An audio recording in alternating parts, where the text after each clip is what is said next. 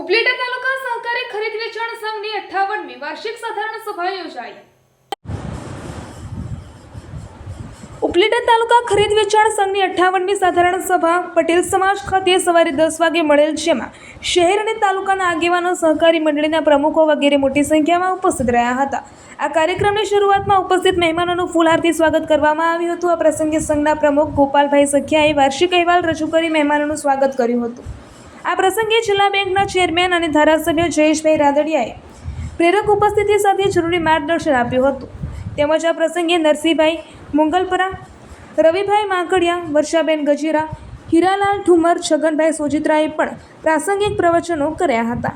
આ પ્રસંગે ધારાસભ્ય જયેશભાઈ રાદડિયા, પૂર્વ ધારાસભ્ય છગનભાઈ સોજિત્રા, જિલ્લા ભાજપના રવિભાઈ માંકડિયા, જયેશભાઈ ત્રિવેદી, નરસિંહભાઈ મુંગલપરા, નગરપાલિકાના પ્રમુખ વર્ષાબેન ગજેરા, શહેર ભાજપ પ્રમુખ દીપકભાઈ સુવા, સંઘના પ્રમુખ ગોપાલભાઈ સખિયા, ઉપપ્રમુખ ભુરાભાઈ ભોપાળા, તાલુકા પંચાયત પ્રમુખ Ravibhai Virda, Dayabhai Gajera, Dalpatbhai Mankadiya, manager Deepakbhai Thesiya, school board chairman Nikulbhai Chandravadiya, Kiritbhai Padariya સહિતના આગેવાનો, ખેડૂતો હાજર રહ્યા હતા। આ કાર્યક્રમનું સફળ સંચાલન આરડીસી બેંકના ઝોનલ મેનેજર ભાવેશભાઈ પાદરિયાએ કર્યું હતું, જ્યારે કાર્યક્રમને સફળ બનાવવા માટે તાલુકા સંઘના કર્મચારીઓએ ભારે જહેમત ઉઠાવી હતી।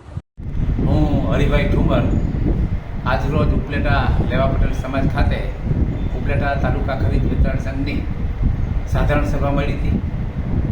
ઉપલેટા તાલુકાના સહકારી પ્રવૃત્તિ સાથે જોડાયેલા તમામ મંડળીઓના પ્રમુખશ્રી, મંત્રીશ્રી અને કમિટીના સભ્યોશ્રી સહિત બહોળી સંખ્યામાં આજે ઉપસ્થિત રહ્યા હતા અને ખાસ કરીને જેમના નામથી રાજકોટ જિલ્લાનું સહકારી માળખું ચાલે છે એવા જયેશભાઈ રાદડિયા ખાસ ઉપસ્થિત રહ્યા હતા અને ખેડૂતોના છેવાડાના માણસ સુધી આ સહકારી પ્રવૃત્તિનો લાભ મળે એવા શુભ સંદેશો આપ્યો હતો।